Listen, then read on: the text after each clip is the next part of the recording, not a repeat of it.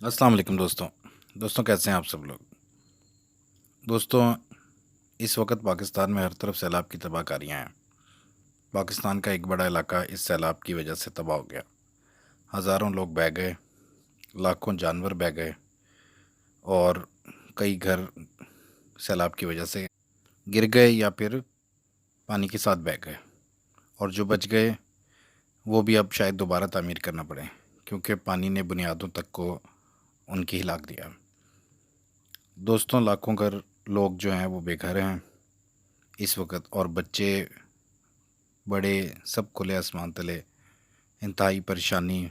بھوک پیاس اور مشکل وقت میں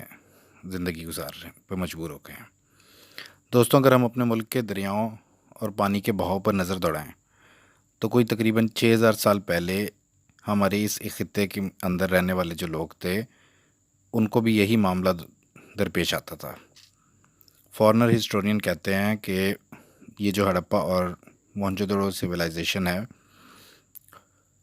ان کو بھی بالکل یہی مسئلہ ہوا کرتا تھا کہ اس جگہ پر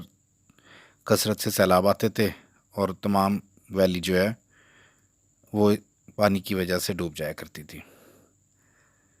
دوستوں، یہ سندھ ویلی یعنی 5 دریاؤں کا راستہ ہے، اور پھر اس کے بعد ایک دریا کابل سے آ رہا ہے،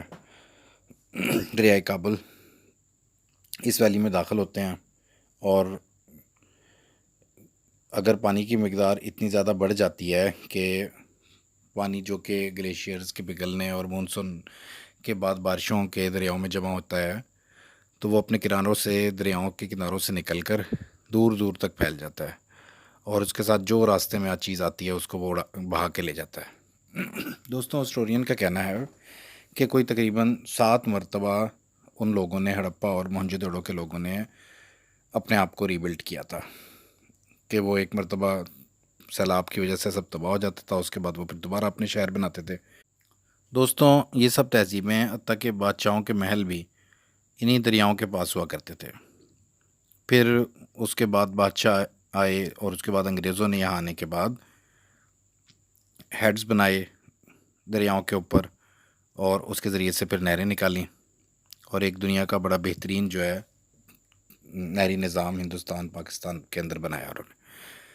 اور اسی نہری نظام کی وجہ سے وہ سیلاب کو بھی پاکستان اور ہندوستان کی نہروں میں تقسیم کر دیا کرتے تھے، جس کی وجہ سے کچھ اس کا تباہی جو ہے وہ کم ہوئی۔ اس کے بعد 1947 میں جب ہندوستان الگ ہو گیا اور پاکستان بنا تو پانی کی تقسیم کا مسئلہ پاکستان اور ہندوستان کے درمیان چلتا رہا، حتیٰ کہ سنتاس معاہدہ کے بعد سندھ ویلی کے 3 دریا ہندوستان کے پاس چلے گئے اور 3 پاکستان کے پاس آئے، جن میں دریائے سندھ بھی شامل ہے، جو کہ لداخ والی سائڈ سے نکل کر تو پنجاب اور خیبر پختونخوا کے درمیان ایک باؤنڈری سے بناتا ہوا آگے بڑھتا ہے،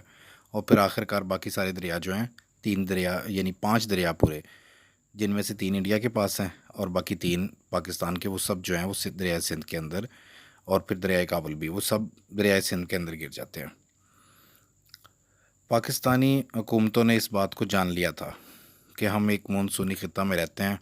اور ہمارے اوپر کو ہمالیہ کے گلیشیئرز بھی ہیں، تو ہم اس سیلاب کے خطرہ سے ہر وقت دوچار ہی رہیں گے۔ تو دوستوں، پاکستان کی حکومتوں نے اس مسئلہ سے نکلنے کے لیے، اس سے نپٹنے کے لیے ڈیمز بھی بنائے، جو کہ سیلاب کو روکنے کے علاوہ اور بہت سے فوائد دیتے تھے، جیسے بجلی بنانی اور نہریں نکالنا وغیرہ۔ لیکن دوستوں، اس سب کے باوجود پاکستان ہمیشہ اس سیلاب کے مسئلہ کو کبھی بھی کنٹرول نہیں کر پایا۔ جب کبھی بھی بارشیں زیادہ ہوتی ہیں ہوئیں تو سیلاب تو آئے، لیکن اتنی تباہی نہ ہوئی، اور جس سال تھوڑی زیادہ بارشیں ہو گئیں پاکستان کو بہت بڑے نقصانات اٹھانا پڑے، جیسا کہ ابھی اس سال کے اندر ہی 2022 میں ہوا ہے کہ عوام کے ساتھ سڑکیں، ریلوے لائنز تک ٹوٹ کر ناکارہ ہو چکی ہیں، کئی پل ٹوٹ چکے ہیں۔ تو دوستوں، کیا یہ حکومتیں صرف اس لیے ہوتی ہیں کہ عوام سے ان کی سخت سے بھی زیادہ ٹیکس اکٹھا کرتی رہیں، اور کسی ایسے موقع کو وہ قدرتی آفت کہہ کر اپنی جان چھڑا لیں؟ دوستوں، کیا ہماری گورنمنٹ کو جتنا سیلاب اس وقت آیا ہے اس سے کہیں زیادہ سیلاب آنے کی صورت میں پہلے سے اقدامات نہیں کرنے چاہیے تھے، کہ اگر اس سے بھی زیادہ پانی آ جائے تو پھر وہ پورا ملک ڈوب جائے گا، تو وہ اس پانی کو کیسے یوٹیلائز کر سکتے ہیں، مختلف جگہوں پر کیسے بھیج سکتے ہیں، اور اس اپنی ملک میں ہونے والی اس تباہی کو کیسے روک سکتے ہیں۔ دوستوں، اگر آج بھی اس سیلاب سے ہم نے سبق نہ سیکھا اور ہماری حکومتوں نے اسے ایک بڑا مسئلہ سمجھ کر اس طرف توجہ نہ دی، تو ہمارا حال یقینی طور پر وہی ہو سکتا ہے جو کہ ہڑپا اور موہنجو دڑو کی قوموں کا ہوا تھا، اور آخر کار یہ پھر قومیں جو تھیں اپنی زمین اپنی جگہ چھوڑنے پر مجبور ہو گئی تھیں اور کہیں اور آباد ہونا پڑا تھا ان کو۔ دوستوں، کیا ہم ایسا پاکستان دیکھنا چاہتے ہیں جس کے زمین پر کی سیلاب کے گزرنے کے قریب کی زرخیز ترین زمین اور دریاؤں کے قریب کی زمین جو ہے اس کے ارد گرد تک کوئی کلومیٹر آبادی نہ ہو؟ کیا ہمیں ایسا پاکستان چاہیے؟ تو دوستوں، اس کے لیے ضروری ہے کہ پاکستان اس آنے والے سیلاب سے سبق سیکھے، اور یہ مسئلہ آئندہ کسی بھی وقت ہو سکتا ہے۔ تو اس کے لیے جو ہے ورک کریں، اور حکومتوں کو چاہیے کہ وہ ایک ایسا پلان تیار کریں کہ آئندہ کبھی اس قسم کا سیلاب آنے کی صورت میں پاکستانیوں کا نقصان نہ ہو۔ دوستوں، ہمیں اللہ پاک سے بہت زیادہ معافی بھی مانگنی چاہیے۔ ممکن ہے کہ یہ پاکستانیوں پہ ایک عذاب کی قسم ہو کہ ہم لوگوں سے اللہ تعالیٰ ناخوش ہوں ہمارے اعمال کی وجہ سے۔ تو دوستوں، اجتماعی طور پر ہمیں اللہ تعالیٰ سے معافی کی بھی بہت زیادہ ضرورت ہے۔ السلام علیکم دوستوں۔